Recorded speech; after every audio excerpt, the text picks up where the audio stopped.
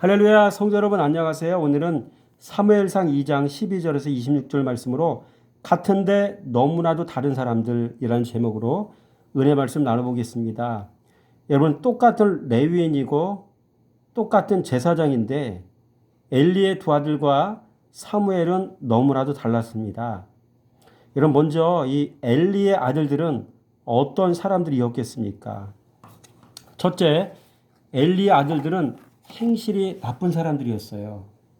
엘리의 아들들은 행실이 나빠. 이렇게 표현하고 있습니다. 엘리의 아들들은 행실이 나빴어요. 그래서 이 행실이 나빠라는 말, 요 문구를 히브리 원어를 찾아보니까 벨리야알입니다. 뜻은 무가치함, 무익함, 파멸. 이런 뜻이더라고요. 하나님이 이 두 사람을 평가할 때 행실이 나빴다, 벨리야알이다, 파멸이다라고 주님께서 그렇게 평가를 하셨다는 이야기입니다. 쓸모가 없고 가치가 없고 무익하고. 여러분, 인생을 살아도 이런 인생을 살면 안 되겠죠. 그러니까 하나님께서 평가를 또 이렇게 하는 사람이면 안 되는 거예요. 그래서 이 엘리의 두 아들은요, 행실이 나쁜데 이런 의미를 가지고 있는 그러한 이제 삶을 살았던 것이죠. 먼저 이 두 아들은요, 여호와의 제사를 멸시했습니다. 여호와의 제사를 멸시했어요. 여러분 17절 말씀 볼까요? 이 소년들의 죄가 여호와 앞에 심히 크면 그들이 여호와의 제사를 멸시함이었더라. 여호와의 제사를 멸시했대요. 그러니까 하나님의 평가가 이런 거예요. 두 번째로 이 두 사람은요, 여호와의 제물을 가르쳤어요. 여러분 13절과 14절 말씀 볼까요? 그 제사장들이, 이 두 아들이죠, 백성에게 행하는 관습은 이러하니 곧 어떤 사람이 제사를 드리고 그 고기를 삶을 때에 제사장의 사환이 손에 새 살 갈고리를 가지고 와서 뭐래요? 제사장이 자기 것으로 가지되. 하나님의 제물인데 푹 찔러서 자기들이 가졌다는 얘기죠. 이게 무슨 얘기입니까? 여호와의 제물을 가르쳤다는 얘기죠. 하나님의 영광을 가르쳤고요. 또 그래서 믿음의 형제를 또 어떻게 실족하게 했잖아요. 정성스럽게 제물을 하나님 앞에 드리는 걸 푹 빼가봐요. 믿음 좋은 형제들은 어떻게 돼요? 실족하지 않겠어요? 이 목사가 예를 들어서 형제를 실족시켰다는 이야기고요. 먼저 믿은 하나님의 사람들이 믿음에서 떠나 말씀 버려서 자기들의 잘못된 행위로 믿음이 연약한 자들의 마음을 실축시켰다는 이야기예요. 이 과거로 끝나는 게 아니라 지금도 이루어지고 있는 일이에요. 그래서 하나님은 이런 사람들을 뭐예요? 파멸이라고 평가를 하실 수밖에 없었다는 얘기죠. 세 번째로 이 두 사람은요, 여호와의 백성으로 하여금 범죄하게 했어요. 24절 말씀 보세요.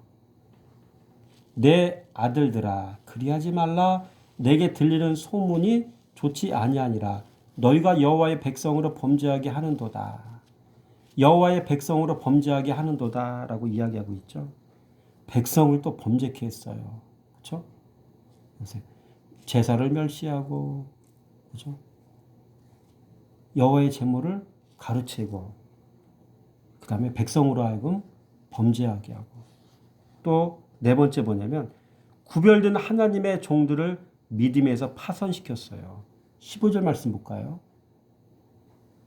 기름을 태우기 전에도 제사장의 사환이 와서 제사 드리는 사람에게 이르기를 제사장에게 구워드릴 고기를 내라.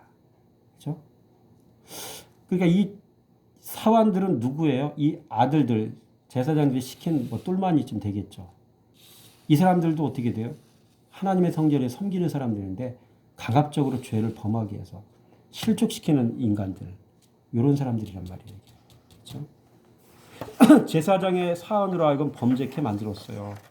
또 한 가지 22절 말씀, 끔찍한 얘기가 또, 엘리가 매우 늙었더니 그의 아들들이 온 이스라엘에게 행한 모든 일과 회막문에서 수종드는 여인들과 동침하였음을 듣고 깜짝 놀랄 만한 일이죠. 그렇죠? 이게 무슨 얘기입니까? 종들로 하여금, 하나님을 섬기는 종들로 하여금 믿음에서 파선하게 하는 행위들. 정말 악한 인생들이죠. 그죠? 이렇게 참 무서운 사람들이에요. 두 번째로, 첫 번째가 행실이 나빴으면 두 번째는 뭘까요? 이 엘리 아들들은 여호와를 배운 적이 없는 사람들이에요. 12절 말씀 보세요. 엘리 아들들은 행실이 나빠 여호와를 알지 못하더라. 행실이 나쁘고 여호와를 알지 못하고. 여러분, 성도는 끊임없이 그리스도를 배워야 돼요. 하나님에 대한 지식, 바른 지식을 쌓아가야 되고요. 하나님에 대한 지식이 또 그 안에서 자라야 돼요. 죄를 또 그 가운데 깨달아야 되고요. 죄를 깨달았으면 버려야 되고요. 말씀이 경험되어야 하고요.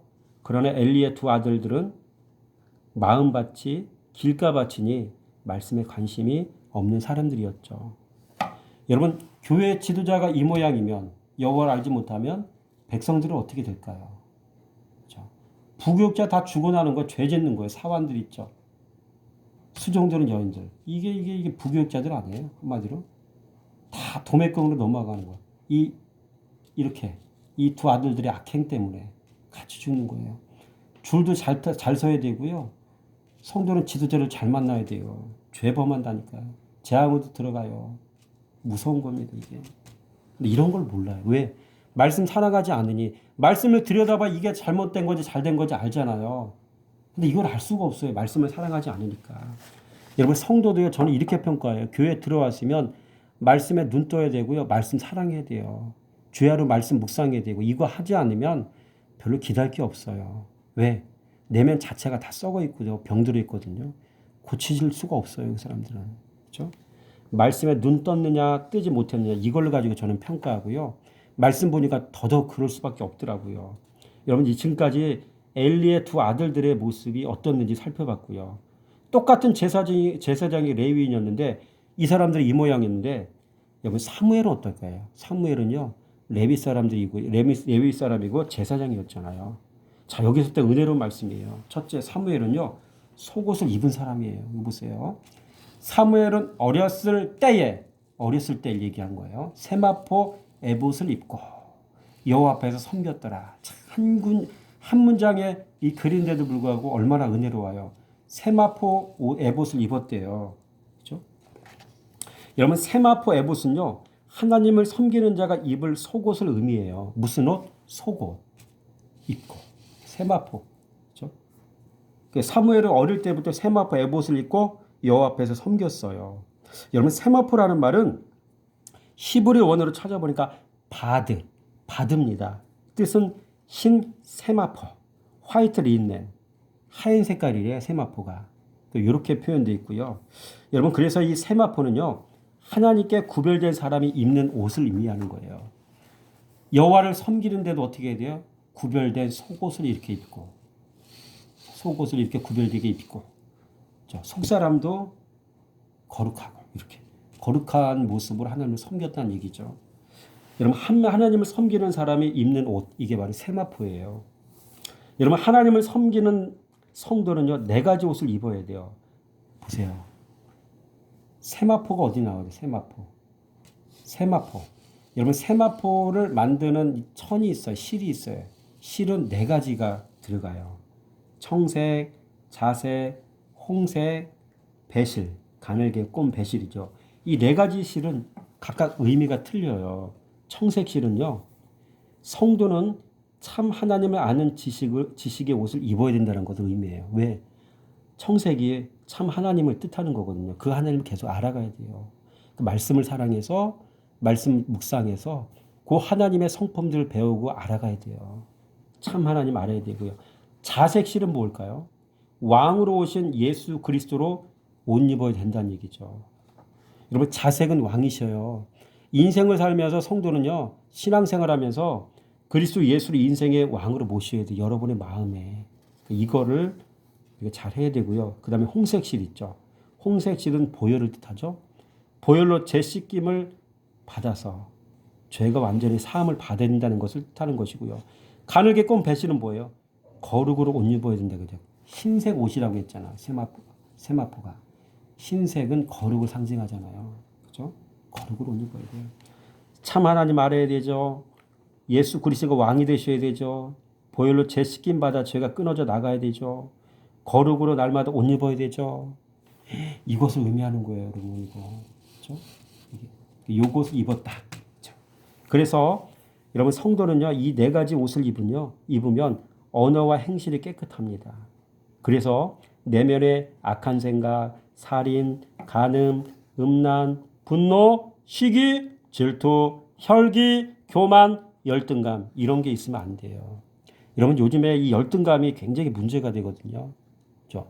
근데 그리스도 예수가 왕이 되시면요, 열등감이 옅어지고 사라질 수밖에 없어요. 왜? 그분이 나를 통치하기 때문에. 예를 들자면 이렇게 되는 거예요. 그러니까 자유하게 되어지는 거죠. 여러분 또 한 가지 에봇이란 말이 있죠. 에봇. 에봇은요, 청색, 자색, 홍색, 실, 가늘게 꼰 배실로 만들어졌는데 한 가지 더 추가. 금색 실을 얘기해요. 금색 실도 여기 들어가더라고요. 그렇죠? 또 에봇에는요, 네 줄로 12개 보석이 부착되어 있어요. 12개 보석은 12지파 상징하고, 사무엘은 대제사장 엘리 밑에서 섬기는 동안 배 에봇을 이렇게 착용하고 있었어요. 여러분 세마포와 에봇을 만드는 실에는요, 한 가지 차이점이 있다겠죠. 금실이 여기 들어가죠. 여기 금실이 들어간다겠지. 금실 여기는. 요거는 청자, 홍색, 가늘게 꼰 배실. 근데 플러스 하나가 더 들어가. 금실이 에봇 만들 때는. 그렇죠? 여러분 금실은요, 하나님과의 깊은 교제를 뜻해요. 떡상도 금으로 입혀져 있고요. 분향단도 금으로 입혀져 있고요. 법궤도 금으로 만들어졌잖아요. 여러분 금은 먹고 마시고를 뜻하고요. 교제를 뜻하고 주님과 하나됨을 뜻하고요. 그래서 여러분 이런 말씀이 있잖아요. 그가 내 안에 내가 그 안에 거한다는 것을 뜻하고 있어요. 여러분. 또한 에봇은 하나님의 뜻을 식별하는 수단으로 사용되었어요. 에봇. 이 속옷을 입으면 분별이 되는 거예요. 이 그리스도 예수를 이렇게 옷 입으면요, 죄가 분별되고 세상이 분별되고 내가 분별이 되어지고 이런 의미가 함축이 되어 있고요. 여러분 주 안에 있는 성도는요, 죄를 분별할 줄 알아야 돼요. 하나님의 뜻을 분별할 줄 알아야 되고요. 지도자 엘리는 이게 안 되니까 교회가 이꼴이었고 나라가 이꼴이었고 자신의 자식들이 다 이꼴일 수밖에 없었어요. 자, 속옷을 입고 벗지 말아야 돼요. 그렇죠? 두 번째로 사무엘은요, 속옷 위에 겉옷을 입은 사람이에요. 볼까요? 겉옷.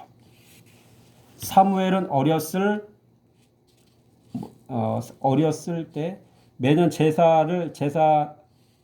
드리는 제사를 드리러 그의 남편과 함께 그의 어머니가 매년 드리는 제사를 드리려고 그의 남편과 함께 올라갈 때마다 작은 겉옷을 지어다가 그에게 주었더니, 이 겉옷은 어떤 의미냐면 세마포 에봇을 입고 난 다음에 속옷이죠.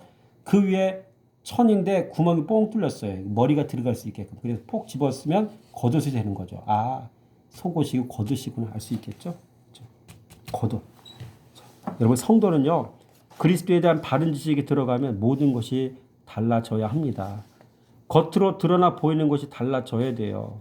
보는 것도 다르고 말하는 것도 다르고 생각하는 것도 다르고 언어도 다르고 행동하는 것도 다르고 생각하는 것도 다르고 또 심령에 기쁨이 있으니 얼굴에 웃음이 있고 내면에 그리스도가 주인 되셨으니 성품이 부드러워지고, 이 속사람이 그리스도 예수로 옷 입으면 겉사람 또한 그렇게 바뀌어질 수밖에 없는 것, 이게 신앙의 원리이자 이치인 거예요. 얼굴로 보면 속사람을 알 수 있고요. 속사람이 어떤지 보고자 하면 겉사람이 어떤지를 보면 아는 거예요. 세 번째로 사무엘은요, 축복의 마중물이 된 사람이에요. 참 엄청나죠. 사무엘은 첫 번째 속옷 입고 겉옷 입고 축복하여 이르되, 그렇죠? 축복의 마중물이 됐어요. 보세요. 엘리가 엘가나와 그의 아내에게 축복하여 이르되 여호와께서 점점점점점 축복의 내용이잖아요. 축복했다고 얘기잖아요. 누구 때문에? 누가 한 사람 바쳐진 거예요. 사무엘이 어렸을 때 하나님께 바쳐졌으니까 이런 일들이 일어난 거잖아요. 축복의 마중물이 되었다는 얘기죠. 여러분 사무엘 한 사람이 하나님께 바쳐진 사람이 되었을 때 하나님의 그의 가정에 축복의 물꼬를 열어주셨어요. 한 아들이 하나님께 헌신했더니 5 남매를 주셨어요. 반면에 엘리는 연식이 다 된 제사장이에요. 분별력 상실한 제사장이었죠. 성도들에게 있던 신앙도 딱딱하게 다져놓는 제사장이었고요. 그리고 가장 중요한 것은 여호와의 말씀이 시기한 제사장이었어요. 사무엘상 2장 1절 말씀에. 또 여호와의 이상이 흔히 보이지 않는 제사장이었어요. 안타깝죠. 지도자가 하나님과 채널이 단절됐어요. 보이는 게 없는 거죠, 더 이상. 말씀 없는 제사장이었어요. 여러분, 말씀 없는 제사장이었다는 말은요, 한마디로 물 끊어진 제사장이었다는 말이에요. 하나님께서 자신의 마음에 흡족한 사람 한나와 엘가나 그리고 어린 사무엘을 통하여 일하시고자 하실 때만 사용하시는 그런 제사장이었죠. 질서를 위해서만 그를 사용하시는 여러분 그런 제사장이었다는 얘기죠. 안타깝죠. 엘리는 의인을 축복하기 위한 도구로밖에 쓰임받지 못한 제사장이었어요. 여러분, 넷째로 사무엘은요. 네 번째로 사무엘은 어떤 사람일까요? 끊임없이 성장하는 사람이었어요. 아이 사무엘이 점점 자라매 여호와와 사람들에게 은총을 더욱 받더라. 점점 자라매 성장. 그렇죠?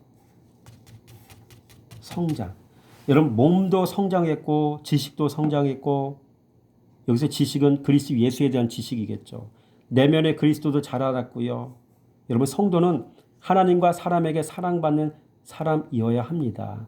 성도는 주변 사람에게 인정받는 사람이어야 합니다. 성도는 착하고 좋은 밭이어야 신앙이 성장합니다. 자, 그래서 사무엘은 어떻게 해요? 아욱사노라고 하죠. 성장해서 영적으로도 성장하고요. 영적으로도 성장하고 육적으로 성장하고 균형 잡히게 성장했었고요. 다섯 번째로 사무엘은요, 하나님과 사람에게 사랑받는 사람이었어요. 보세요. 여호와와 사람들에게 은총을 더욱 받더라. 저는 이 대목에서 은혜를 많이 받았어요. 이 부분은 보이지 않는 부분이라 어쩔 수 없지만 사람들에게 은총을 받는 데 있잖아요. 내 자신이 사람들에게 사랑을 받는 존재인가? 은총이 사랑이잖아요. 정말 눈물 나더라고요. 그렇죠? 여러분, 예수님의 제자들이 가진 두 가지 특징이 있어요. 예수님의 제자들은요, 하나님과 사람에게 사랑받는 사람들이어야 합니다. 누가복음 2장 52절 말씀해 보니까 예수는 지혜와 키가 자라가며 하나님과 사람에게 더욱 사랑스러워 가시더라. 이 내용하고 똑같잖아요. 예수님의 모습과 사무엘의 모습, 우리의 모습 동일해야 된다는 얘기예요. 사람들에게도 사랑받는 자가 되어야 되고요. 여러분, 예수님은요, 하나님에게 뿐만 아니라 사람에게도 사랑스러워 가셨던 분이에요. 그렇다면 우리는 도대체 어떻게 살아야 되겠습니까? 그렇죠? 한번 스스로에게 물음을 던져봐야 돼요. 또한 여러분, 예수님의 제자들은요, 그리스도에게까지 자라서 강해져야 돼요. 그래서 예수님처럼 균형 잡히게 성장한 사람들이어야 됩니다. 누가복음 2장 40절 말씀 보니까 아기가 자라며 강하여지고 예수가 자랐다는 얘기죠. 지혜가 충만하며 하나님의 은혜가 그의 위에 있더라. 여러분, 예수님의 제자는요, 말씀도 잘하고요, 인격도 잘하고 영성도 잘하는 사람들이에요. 그러므로 그 사람이 말씀은 잘 전하는데 성질이 사납다는 말은 그 설교자의 신앙이 왜곡되었다는 말입니다. 예수님의 제자로는 함량미달이라는 말입니다. 그 사람이 말씀은 잘 아는데 성품이 안 좋다라는 말은 그 사람의 신앙이 왜곡되었다는 말입니다. 여러분, 오늘 누가복음 말씀 2장 40절에 아이가 자랐다, 예수님이 자랐다 했잖아요. 이 잘했다는 말이 아까 얘기한 것처럼 아욱산어입니다. 자라게 하다, 성장하다, 증가하다. 이 아욱산어는요, 자연적 성장, 신체적 성장, 영적 성장을 가리킬 때 사용하는 단어입니다.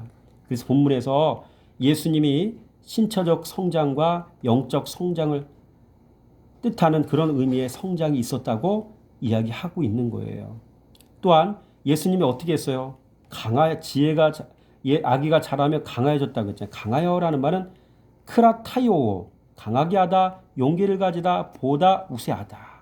그래서 이 크라타요는 힘, 권능, 세력을 뜻하는 크라토스에서 유래했습니다. 그러므로 강하여지고는 예수님에게 권세와 능력이 더욱 강하게 덧입혀졌다는 뜻입니다. 또한 세 번째로 지혜가 또 예수님이 충만했다고 했잖아요. 이 지혜가 충만하며라는 말은요, 소피아 플레오, 지혜를 채우다, 지혜로 채워지다, 뭐 이런 뜻이겠죠. 그렇죠? 여러분, 지혜가 충만하여라는 말은 아기 예수에게 지혜가 차올랐다는 뜻입니다. 그래서 예수님의 제자는요, 예수를 배울수록 예수님의 지혜가 차올라야 됩니다. 지혜가 차올라와야 돼요. 그렇죠? 예수님의 제자들은 그리스도를 배울수록 자신감도 생겨야 하고 믿음의 담력도 생겨야 하고 하나님의 권세도 임해야 된다는 이야기입니다. 아무쪼록 여러분, 오늘 왜 제가 예수님의 제자들의 이야기를 합니까? 사무엘이 그거밖에 잘했잖아요. 그렇죠? 영적으로 육적으로 균형 잡히게 성장했고 사람들에게 또는 여호와 하나님께 사랑받는 자였다는 얘기죠. 사무엘이. 그래서 이 사람은요, 왕정 시대를 새롭게 열어갈 수 있는 인물이 될 수 있었던 것이죠. 사사시대를 마무리시킬 수 있는 그런 사람이 될 수 있었다는 얘기예요. 아무쪼록 여러분의 삶 속에 사무엘처럼 지혜가 자라고 그리스도에 대한 지식이 자라고 영적인 그런 자람이 있고 하나님에게 사랑받고 사람들에게 사랑받는 존재가 되어서 사무엘처럼 가정 안에서 여러분 속해 있는 교회 공동체 안에서 여러분 축복의 통로, 축복의 마중물이 되시기 바라고요. 여러분의 삶을 통해서 안과 밖에 그리스도 예수를 옷 입은 것을 사람들에게 보여줄 수 있는 그런 신앙의 아름다운 교제가 되어지시길 주님의 이름으로 축원함을 드립니다.